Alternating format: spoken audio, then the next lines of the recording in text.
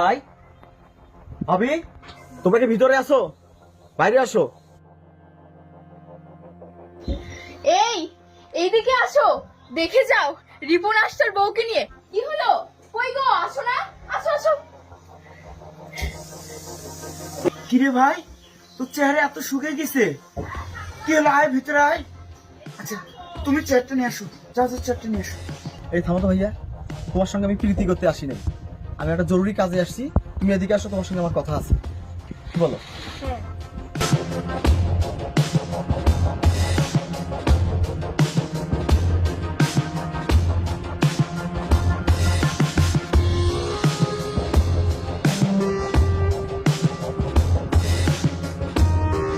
কেমন আছিস ভাই তুই? এতদিন পরে তুই আমার বাড়িতে, আমি তো অনেক খুশি ভাই। আমি আনন্দ রাখার জায়গা পাচ্ছি না। কেমন আছিস ভাই তুই? এই শোনো, এত নাটক করার কোনো প্রয়োজন নেই। যে কাজে আসছো সেটা করে তাড়াতাড়ি চলো। হ্যাঁ হ্যাঁ, তুমি ঠিকই বলছো। শোনো ভাইয়া, আমি যে কাজে আসছি। বোন, এসব তুমি কি বলছো? ও আজকে কতদিন পর বাড়িতে আসছে, আর আমরা নাটক করবো কেন বোন? তুমি এসব বলিও না। ভাই, কি বলবি তুই বল। আচ্ছা ঠিক আছে, আমি তো সব কথা শুনবো। আগে তুমি রান্না বসাও, তারপর আমরা দুই ভাই একসাথে খাবো। খাওয়া দাওয়া করে যত কথা আছে আমি সব কথাই শুনবো। যাও তুমি রান্না বসাও। এই দাঁড়াও ভাবি, তুমি কোথাও যাবো না, খাওয়া দাওয়া করতে এখানে আসবে। দেখো, বাবা 3 মাস আগে মারা গেছে। মারা যাওয়ার আগে বাবা যখন অসুস্থ হয়ে বিছানায় ছিল, তুমি বুদ্ধি করে সমস্ত জমি জমা টিপসই তার কাছ থেকে নিয়ে নিছো। সমস্ত জমি জমা তুমি তোমার নামে করেছো। সেই জমি জমার হিসাব তোমার কাছে আমি করতে আসছি। আমি আমার সম্পত্তির ভাগ চাই, আমাকে ভাগ দাও। এই কি বলে এসব? কি বলে? তুই কি বলতেছিস ভাই এসব? আমি সমস্ত সম্পত্তি লিখে নিছি মানে? তুই কার কাছ থেকে সব উল্টাপাল্টা কথা শুনলি? কার কাছ থেকে শুনলি বল? এই থামো তো, তুমি থামো, তোমার নাটক বন্ধ করো। তুমি কি ভেবেছো?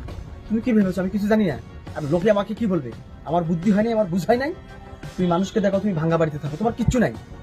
আমি যখন বিদেশে ছিলাম সেই সময় বাবা অসুস্থ, তলে তুলে তুমি বাবার কাছ থেকে সবকিছু তুমি তোমার নামে করে নিছো। তুমি কি মনে করো আমি কিচ্ছু বুঝি না? তোমার সঙ্গে এত কথা বলার সময় আমার নাই। আমি আমার সম্পত্তির ভাগ চাই, তুমি আমার সম্পত্তির ভাগটা আমাকে বুঝাই দাও, আমি এখান থেকে চলে যাই। এত কথা তো তোমার সঙ্গে আমি বলতে পারবো না। যাও, আমার সম্পত্তির ভাগ নিয়ে আসো, ভাগ দাও আমাকে। তোর ধারণাটা ঠিক। আব্বা আমাকে তার সমস্ত জমি জমা আমার নামে লিখে দিয়ে গেছে। আব্বা যখন অসুস্থ ছিল তখনই আমার নামে লিখে দিয়ে গেছে। আর তুই নিশ্চয়ই এই কথাটা কারো না কারো কাছ থেকে জানতে পারছিস, সেজন্য তুই আমার কাছে জমির ভাগের জন্য আসিস, তাই না? তবে হ্যাঁ, আমার কাছে দলিল আছে, আমি তো দলিল দেখাবো, সব আমার নামে লিখে দিয়ে গেছে। তুমি যাও তো, দলিলটা নিয়ে আসো তো, যাও দলিলটা নিয়ে আসো। তুই দাঁড়া, দলিলটা আনতেছে তোর ভাই। দেখছো, এবার দেখো আমার কথা তো বিশ্বাস করো নাই। তোমার ভাই কত বড় বেঈমান আর কত বড় চোর বাটপার। সবসময় তো ভাই ভাই ভাই ভাই করেই যাও, তাই না? আর আজকে দেখো সব সম্পত্তি তার নামে লিখে নিছে। বিশ্বাস হয়েছে এবার? এই দেখ, সমস্ত সম্পত্তির দলিল এইখানে। এই দেখো দেখো, খুব তো লেকচার মারছিলে। তোমার ভাই আর তোমার ভাবি তোমার জন্য এই করছে এই করছে সেই করছে, আর আজকে দেখো তোমার সেই ভাই আর তোমার সেই ভাবি নিজের নামে সম্পত্তি লিখে নিয়ে তোমাকে রাস্তার ফকির বানাইছে। এই থামো তুমি। ছি ভাইয়া, ছি। তোমার প্রতি আমার একটা বিশ্বাস ছিল, তুমি এরকম একটা কাজ করতে পারলে আমি ভাবতেও পারতেছি না যে তুমি আমার সঙ্গে এত বড় প্রতারণা করবে। তুমি এভাবে আমাকে ঠকাবে এটা আমি চিন্তাও করতে পারি নাই। এবার তুই থাম, তুই অনেক বলছিস, এবার আমাকে কিছু বলতে দে। এই যে দেখতেছিস এই দলিলটা, এই দলিলটা আমাদের যত সয় সম্পত্তি আছে সব সম্পত্তির মূল দলিল এইটা। তোকে দেখাচ্ছি। এই দেখ, এই যে বাবা, বাবা সব সম্পত্তি আমার নামে লিখে দিয়ে গেছে। তোকে বাবা সম্পত্তি দিতে চায়নি। আর কেন দিতে চায়নি সেটা তুই জানিস? তুই বাবা অসুস্থ থাকা সত্ত্বেও একদিনের জন্য তাকে তুই দেখতে আসিস নাই, তার কোনো রকমের কোনো খোঁজ নিস নাই। কিন্তু আমি তোর ভাই, আমি কি করছি তুই জানিস? আমার আব্বা আমাকে সব সম্পত্তি লিখে দেওয়ার পর আমি নতুন করে তোর জন্য এই দলিলটা করছি। দেখ, এখানে তোর যতটুকু পাওনা আমি পুরোটাই তোর নামে লিখে দিছি। দেখ দলিলটা, দেখ দেখ পরে দেখ।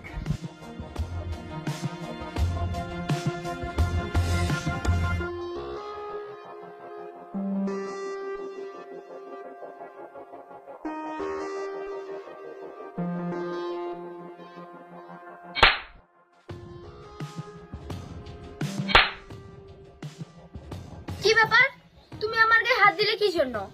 আজকে আমি বলছি দেখেই তো আজকে তুমি তোমার ভাগ পাইলে, আর তুমি আবার আমার গায়ে হাত তুলতেছো। এই চুপ, একদম চুপ। তুই যদি আর একটা কথা বলিস তোকে আমি এখানে পুঁতে রেখে চলে যাব। তুই আমার সমস্যা আমার ভাইটাকে ছোট লোক বললি, চিটার বললি, বাটপার বললি।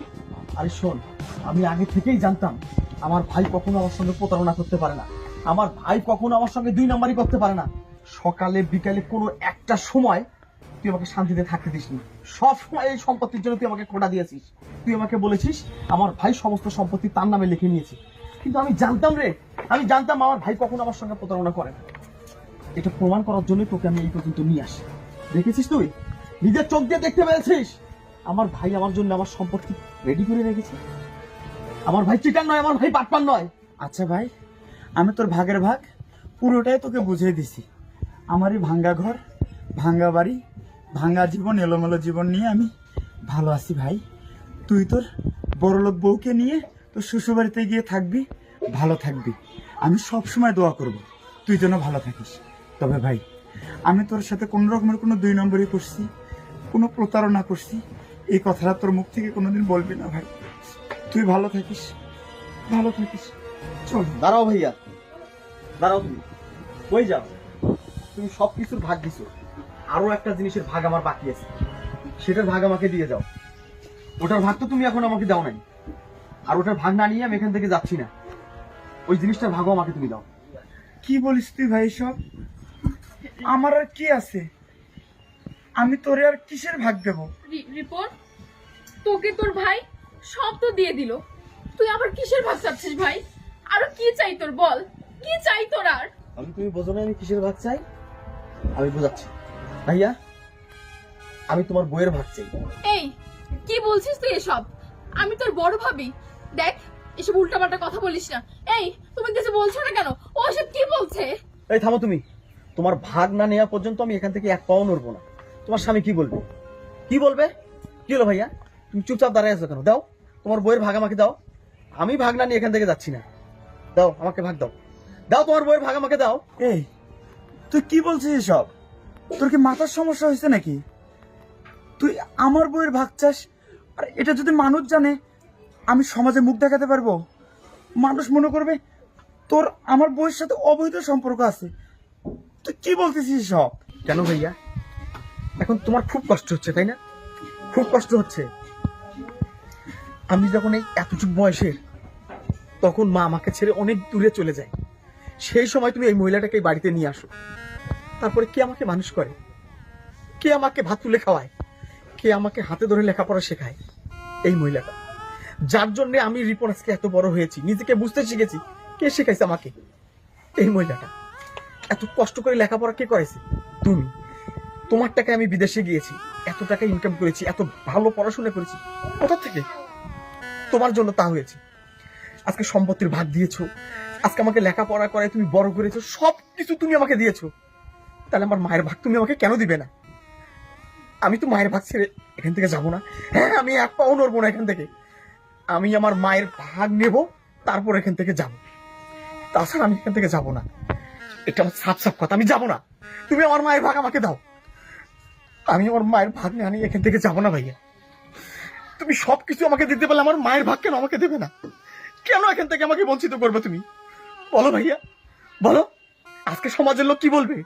ওই মহিলাটা যখন আমাকে কোলে করে মানুষ করেছে, আমাকে হাতে ধরে রাস্তা পথ হাঁটান শিখেছে, তখন তো লোকে নিন্দা বলে নাই।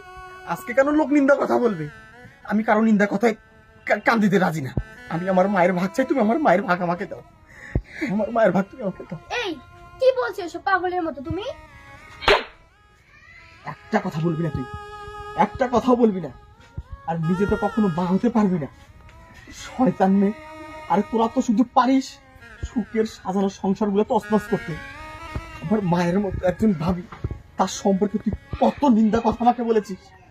তার মতন আমারও একজন ভাই, তোর জন্য তাকে আমি আজকে বড় কথা বলেছি। যার চোখের দিকে তাকিয়ে আমি কোনোদিন কথা বলিনি। যে মা আমাকে মানুষ করেছে তাকে আমি অপমান করেছি শুধু তোর মতো শয়তান নারীর কথা শুনে। তোর একটা কথা শুনতেও আমি রাজি নাই। এটা আমার সংসার, এটা আমার মা, এটা আমার বাবা। আমি যেভাবে বলবো সেভাবে যদি তোর মন চায় থাক, নাহলে তুই তোর বড়লোক বাপের কাছে চলে যা। কোনো কথা বলবি না। ভাইয়া কি হলো, কথা বলছো না কেন? বলো, তুমি আমার মায়ের ভাগ আমাকে দিবে না? কি হলো, কথা বলো। কি হলো ভাবি, তুমি কিছু বলছো না কেন? ও, তুমি আজকে আমাকে পর করে দেবে? আমি না তোমার সন্তান, তুমি না আমাকে মানুষ করেছো, তাহলে কই কই আমি আমার মায়ের ভাগ চাচ্ছি, তুমি কেন দিচ্ছ না? এই তুই এসব কি পাগলামি করতেছিস বল? আমার বলতে কিছু আছে? আমার তো শেষ ভরসা তোর ভাবি। আর তোকে মানুষ করতে গিয়ে, তোকে ভালো রাখতে গিয়ে আমি আমার জীবনে একটা সন্তান পর্যন্ত নিইনি। আর আজ যদি আমি ওকে তোকে দিয়ে দেই, তাহলে আমি কি নিয়ে বাঁচবো বল? কি নিয়ে থাকবো? ভাই আমার, পাগলামো করিস না। তোর প্রতি আমার সবসময় দোয়া থাকবে, সবসময় থাকবে। তোর যখন মন চাবে তুই আমাকে দেখতে আসবি, তুই কোনো টেনশন করবি না। এখন পাগলামো করিস না ভাই আমার, পাগলামো করিস না। তোর এই মা তোর পাশে সবসময় থাকবে, পাগলামো করিস না। ভাবি, আমি তোমাকে অনেক খারাপ ভাবতাম। তুমি যে এত ভালো সেটা আমি জানতাম না। আজ থেকে তুমি আমার ভাবি না, তুমি আমার মা। এই দলিলগুলো সব ভাইয়াকে দিয়ে দাও। ভাবি, আজ থেকে আমরা সবাই একসঙ্গেই থাকবো। কি রাখবে না আমাকে তোমার কাছে? হয়েছে হয়েছে, তুমি এখন থামো। তুমি তোমার ভুলটা বুঝতে পেরেছো, এতেই অনেক আমি খুশি। ভাবি, ভাইয়া, শোনো, আজ থেকে তোমরা আমার সঙ্গে থাকবে। আমি তো আজকাল সময় দিতে পারতেছি না, আমরা রিটার্ন টিকিট কেটে আসছি, এই মুহূর্তে আমাকে যাইতে হবে। আমি কোয়ার্টার পেয়েছি, আগামী শুক্রবার এসে তোমাদেরকে নিয়ে যাও। তোমরা তোমাদের যা কাপড় চোপড় ব্যাগ বস্তা আছে সব গুছাই নাও, আর এখানকার যা জমি জমা যেভাবে আছে ওগুলো ওভাবেই থাকে, ঠিক আছে? আজকাল সময় দেবো না। ভাইয়া, ভাবি, তোমরা থাকো, আমরা সামনে শুক্রবার এসে তোমাদেরকে নিয়ে যাও, ঠিক আছে? কোনো কিছু না, যা বলছি তাই করে যাও। তোমাদের সব কাপড় চোপড় গুছাই নাও, একটু খাওয়া দাওয়া করে যা ভাই। কিছু না, কিন্তু আসি ভাইয়া।